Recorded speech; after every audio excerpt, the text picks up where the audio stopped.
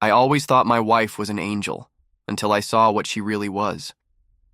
The moment I opened my eyes, a dull ceiling fan spun above me, its rusted blades creaking with every slow turn. My head throbbed as if someone had drilled straight into my skull. I tried to sit up, but my body felt heavy, weak, like I hadn't moved in years. I didn't know where I was. The walls were blank, the room unfamiliar. My fingers pressed against the bed beneath me, feeling the rough texture of cheap hospital sheets. A sharp scent of disinfectant stung my nose. A hospital? Panic surged through me. My mind was blank, completely blank, like an empty slate wiped clean. I reached for memories, my name, my past, my life, but nothing came. Just an overwhelming sense of something missing. Before I could fully grasp my own emptiness, the door swung open. A woman rushed in, her eyes wide with shock before glistening with tears. "Saeem!" she gasped, covering her mouth. The name rang in my ears. "Saeem, was that me?" She dropped to her knees beside my bed, hands trembling as she grabbed mine. "Oh my God, you're awake!" Her voice cracked, her entire body shaking. "You have no idea how long I've waited for this moment." Her face was breathtaking. Soft features, deep brown eyes flooded with emotions. Her long black hair cascaded over her shoulders as she clutched my hand, her fingers pressing tightly as if afraid I'd disappear. "I'm your wife, Zareen," she whispered, her voice fragile, full of devotion. "You were in a coma for 3 years. Saeem, a coma, 3 years." My breath hitched, my heart slamming against my ribs. I searched her face for any sign of a lie, but she just stared at me with pure, unfiltered love. I wanted to believe her, wanted to feel something. But the truth was, I felt nothing at all. Zareen. My wife. Why did her name sound unfamiliar? Why did her touch feel so foreign? And why, deep inside, did I have a gut-wrenching feeling that something was terribly, terribly wrong? I stared at the woman claiming to be my wife. Zareen. The name should have meant something, but it didn't. My head was a void, an empty abyss where memories should have been. She held my hand like she had done it 1,000,000 times before, her grip desperate yet warm. Her eyes glistened with tears, full of devotion, full of something that should have comforted me. It didn't. Instead, a strange unease settled in my chest. Something about this felt off. "You don't remember me, do you?" Her voice trembled, barely a whisper. I hesitated. How was I supposed to answer that? I had no memory of anything before waking up in this hospital bed, but admitting it felt dangerous, as if the wrong answer could shatter something I wasn't ready to face. Still, my silence was enough. She let out a shaky breath, her lips pressing together like she was trying to keep herself from falling apart. "It's okay," she forced a smile, brushing a stray tear away. "The doctors warned me this could happen. You were in a coma for so long. Your brain just needs time. A coma. 3 years of nothingness. 3 years lost in a black hole while the world moved on without me." She reached out and cupped my face, her thumb grazing my cheek in a way that was supposed to be familiar, but I felt nothing. No warmth, no comfort, just a touch from a stranger. "I'm just so happy you're back," she whispered. "I've been waiting for you, Saeem. Every single day I waited for you." I tried to force a reaction, some kind of connection, but there was nothing. The way she looked at me, the way she touched me, it was like a play rehearsed too many times, lines spoken with perfect emotion, but lacking something real. Before I could say anything, the doctor entered the room, his presence breaking the moment. "Good to see you awake, Saeem," he said, checking my vitals with the practiced ease of someone who had done this 1,000 times before. "How are you feeling?" "Like my head's been hollowed out," I muttered. The doctor nodded, as if he expected that answer. Memory loss is common after long-term comas. Some people recover quickly, others take time. But don't push yourself too hard. It'll come back when it's ready. I wanted to believe that. wanted to believe that eventually everything would fall into place, that I would look at Zareen and feel something real, that I would remember the life I supposedly had with her. But something deep inside told me that the moment my memory returned, I wouldn't like what I found. The next few days passed in a blur. Zareen never left my side, always attentive, always gentle. She fed me, helped me sit up, spoke to me like she was trying to breathe life back into me. But it was exhausting, trying to pretend I felt something when I didn't. She told me about our life together, how we had been married for 4 years before the accident that left me in a coma, how we were madly in love, inseparable, how she had spent every moment since my accident by my side, refusing to give up on me. It all sounded perfect, too perfect.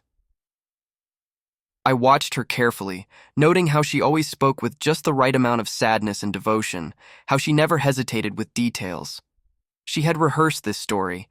I couldn't explain it, couldn't put it into words, but there was something about her that didn't sit right. Something just beneath the surface, hidden behind those teary eyes and soft smiles. She was too perfect, too patient, like she was waiting for something.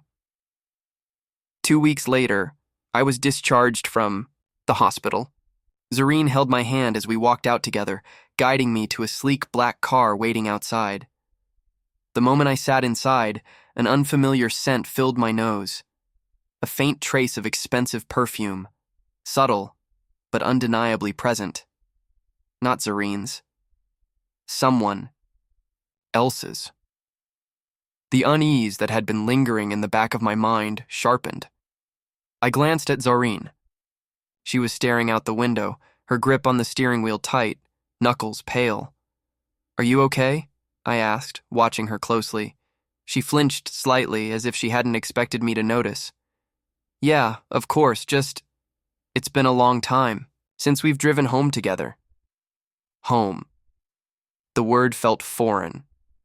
The drive was quiet, the tension thick despite the soft hum of the engine. My eyes flickered to the rearview mirror, where a sleek red lipstick stain was barely visible on the back seat. It wasn't mine. It wasn't Zareen's either. I didn't say anything. Not yet. When we pulled up to the house, my chest tightened. The place was massive, a modern mansion, every inch of it screaming wealth. I didn't know what I expected, but this wasn't it. She led me inside, guiding me through the house like she was walking me through a memory I should have had. The furniture was pristine, the decor elegant, but something about it felt staged, like a model home, untouched and soulless, like no one really lived here. Zareen kept stealing glances at me, searching for some reaction, but I gave her nothing. She led me to the bedroom, a space that should have been familiar. A massive bed, silk sheets, soft lighting. It looked like the kind of place a couple deeply in love would share. And yet, I felt like a guest in my own home. "Take your time adjusting," she said softly, sitting beside me. "I know this is overwhelming, but I'm here. Whatever you need, I'm here."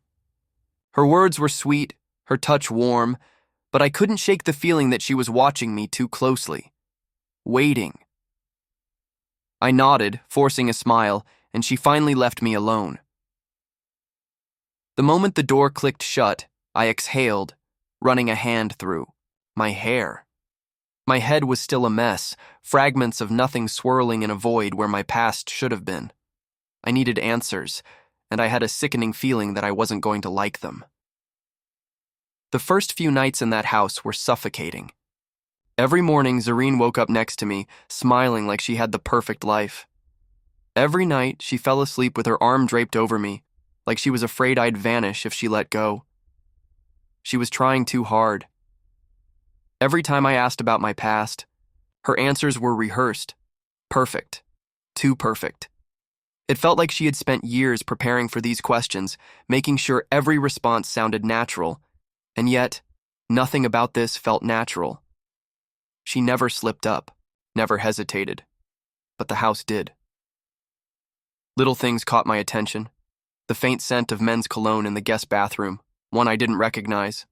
The slight smudge of red lipstick on a wine glass in the kitchen, even though Zareen only ever wore soft pink shades. The fact that none of my clothes felt like they belonged to me. Everything in this house screamed luxury, but none of it felt like mine. Late at night, when Zareen was asleep, I wandered through the house, hoping something would trigger a memory.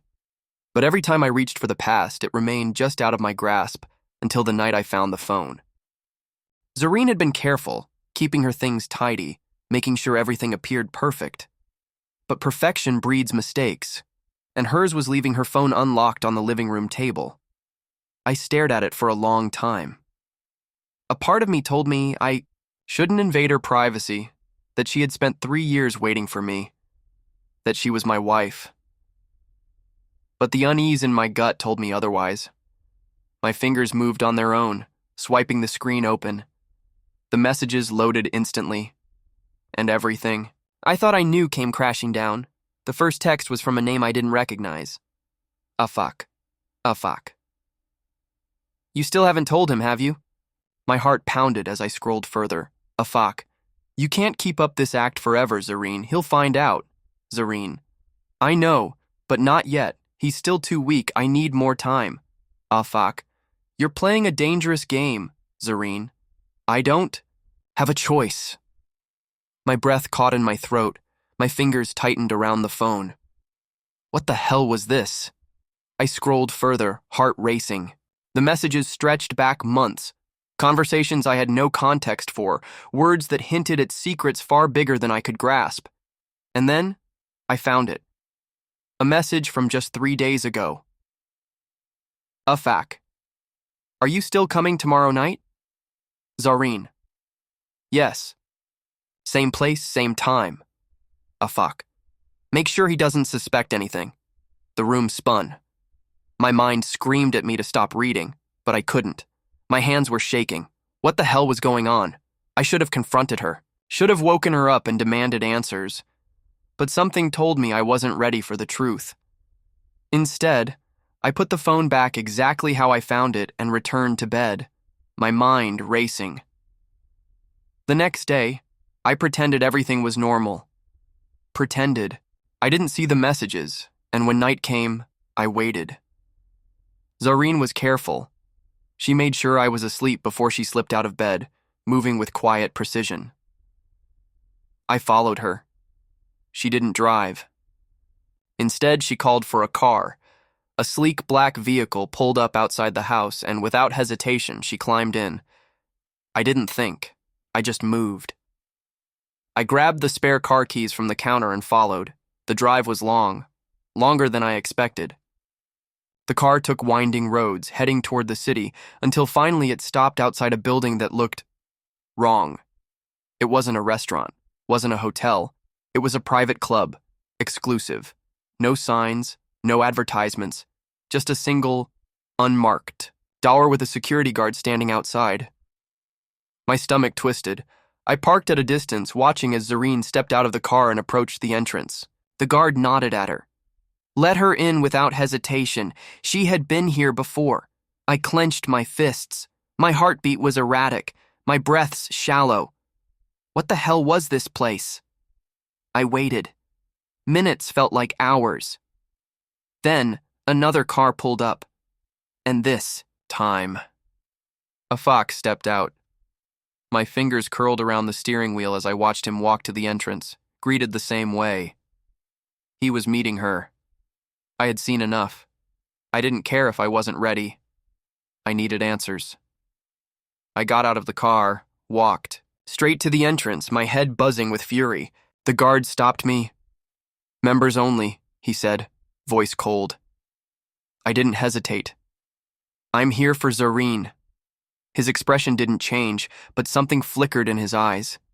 He didn't ask questions. He just stepped aside, like he knew who I was. Like he had expected this moment to come. The moment I stepped inside, my entire world shattered. The air inside was thick with perfume and low music, the kind that didn't belong in a place of innocence. My heartbeat pounded in my ears as I walked past the dimly lit corridor, my eyes scanning everything, the luxurious interior, the expensive decor, the people inside. It wasn't just a private club. It was something else, something darker. Had no memory of this place, yet the unease crawling up my spine told me I had been here before. Then I saw her, Zareen, dressed in a sleek black gown, her hair styled perfectly, her lips painted a deep shade of red, the same shade I had seen smudged on that wine glass at home. She moved with practiced elegance, her every step confident, like she belonged here. My chest tightened as I followed her movements. She wasn't lost, she wasn't hesitant, she knew exactly where she was going. And then I saw Afak, seated comfortably in one of the private booths, sipping on a glass of whiskey, like he owned the place. He glanced at Zareen as she approached, a slow smirk tugging at his lips. He didn't look at her like a friend. He looked at her like he owned her. My breath hitched. My fingers clenched into fists as I stepped closer, slipping behind a curtain, before they could notice me. I couldn't breathe. Everything inside me screamed that this wasn't real, that this had to be some kind of misunderstanding. But there was no misunderstanding when I saw her sit down beside him, when I saw the way he leaned in, speaking to her in hushed tones. I strained to hear. "You took too long this time," Afak murmured, swirling the drink in his hand. Zareen sighed, rubbing her temple. "He's getting suspicious." Afak chuckled, his voice dripping with amusement. "And? Does it matter? He has no memory. You could tell him anything, and he'd believe it." I felt sick. Zareen's expression didn't change. "It's not that simple. He's different now." "Different how?" Afak raised a brow. She hesitated. For the first time since I woke up, I saw something flicker across her face. Doubt. Afak leaned in, his fingers grazing her chin. "You're not getting attached, are you?"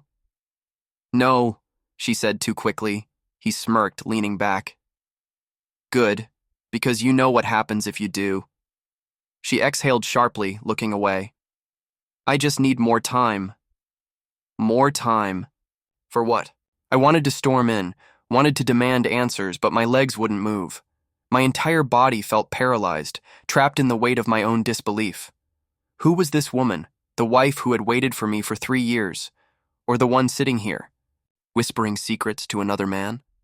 Memories or not, one thing was clear. She was lying to me. I felt a sharp pain in my head. The pressure was unbearable, like something inside me was trying to break free. Flashes of blurred images flickered in my mind. This club, Zareen, a heated argument, the sound of something crashing. I had been here before. My vision blurred. I stumbled back, gripping the edge of a table to steady myself. I needed to leave. Turned around, forcing myself to move before I did something reckless. My pulse was erratic as I stepped out of the club, gulping in the cold night air. The city lights flickered around me, but all I could see was her. I had been fighting to remember, thinking that maybe my past held the answers I needed. But now, for the first time, I was terrified to know the truth. I barely made it back to the car, my mind spinning in every direction.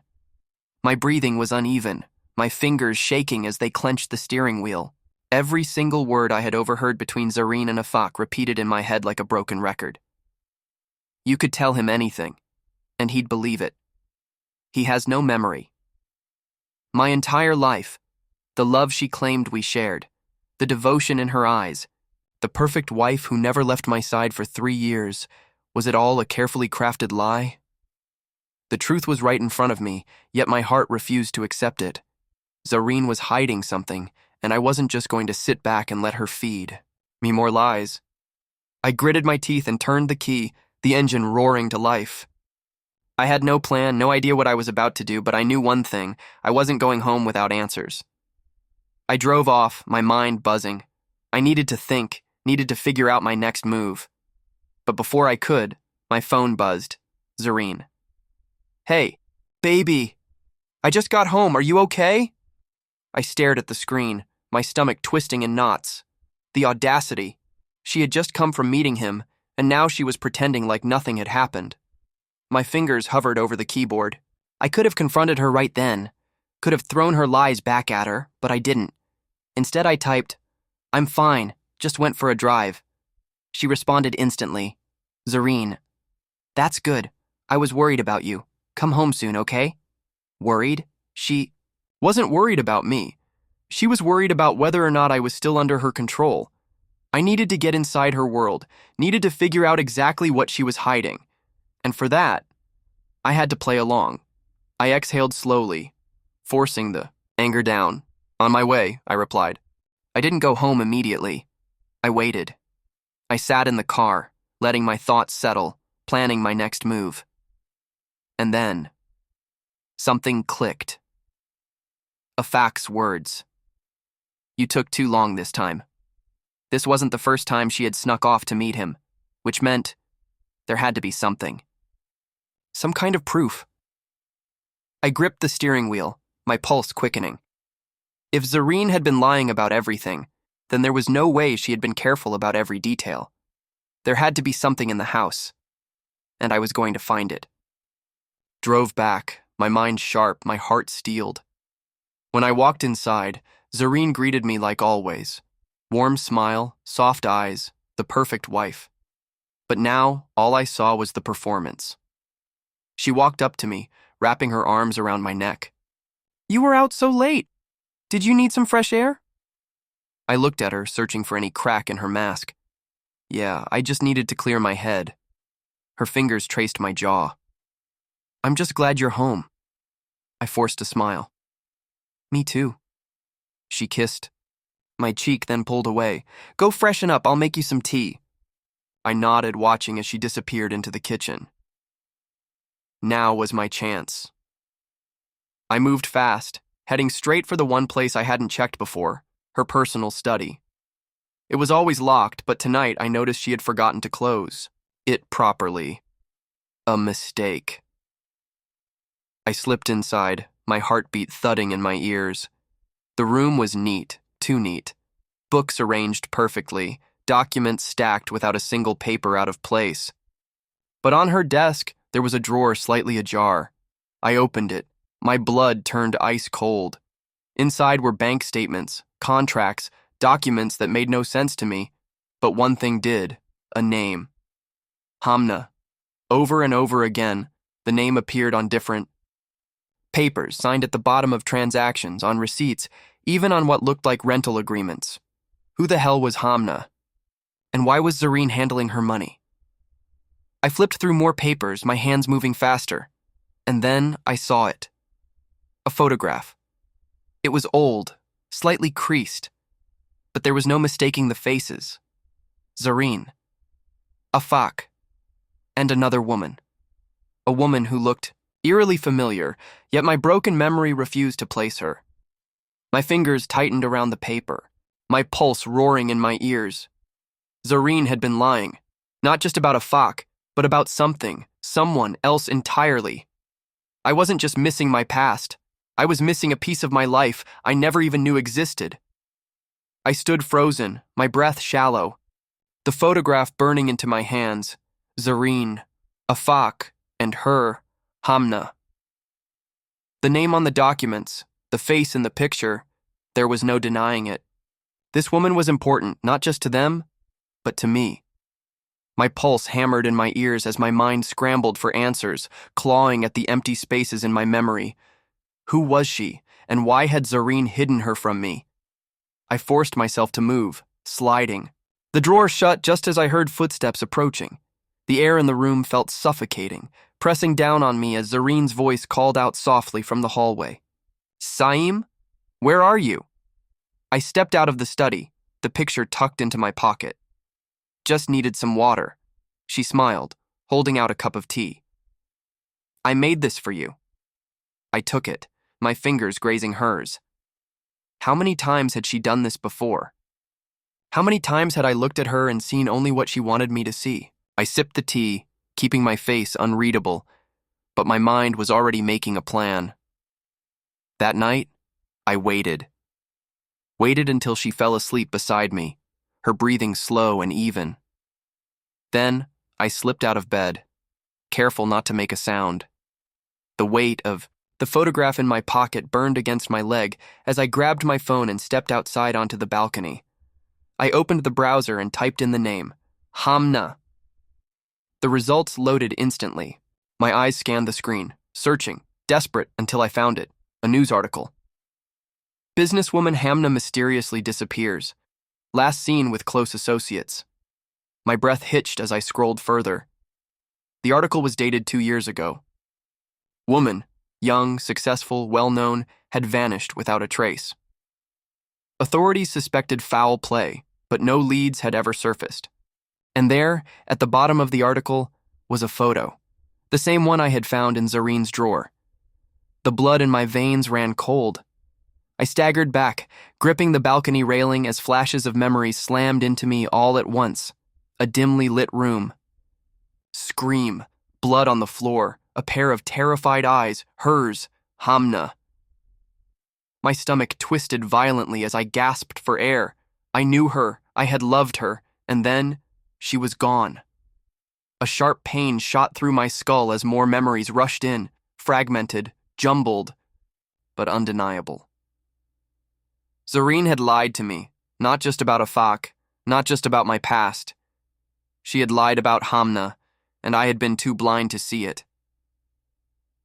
The sound of my phone vibrating snapped me back to reality. A message from an unknown number. Unknown. If you want answers, meet me at the old docks, midnight. My heart pounded.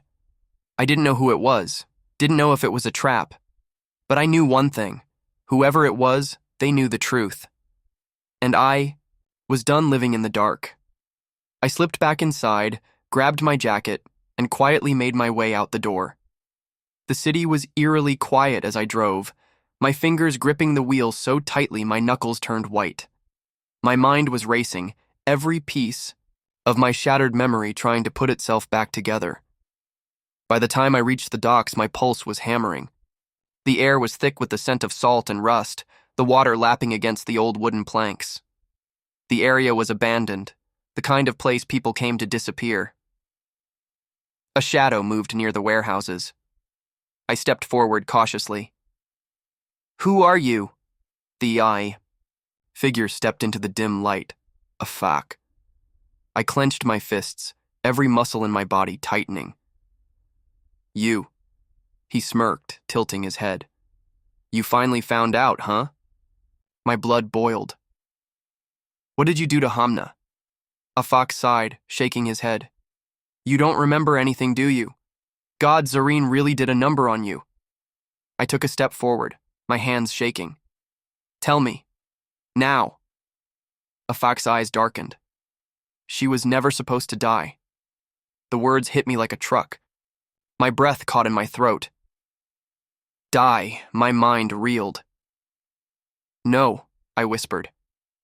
"No, He let out a humorless laugh. "She wasn't supposed to disappear either, but your dear wife had other plans. I felt like I was going to be sick." "Zareen did this?" My voice was barely audible. Afak shrugged. "She was never going to let Hamna take you away from her." The ground beneath me felt unsteady. I had been living in a lie, an illusion crafted by a woman who had rewritten my reality. And I had let her.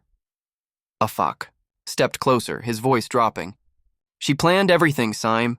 Your accident, your coma. It wasn't an accident at all. She made sure you never remembered. She made sure you stayed hers." A shiver ran down my spine. "Why are you telling me this?" He smirked. "Because she's going to figure out that you know. And when she does..." He trailed off, his meaning clear. I was already dead. I turned on my heel, running back to my car, my mind screaming. Zareen had stolen my past. She had stolen my life, and I had no idea what she was going to do next.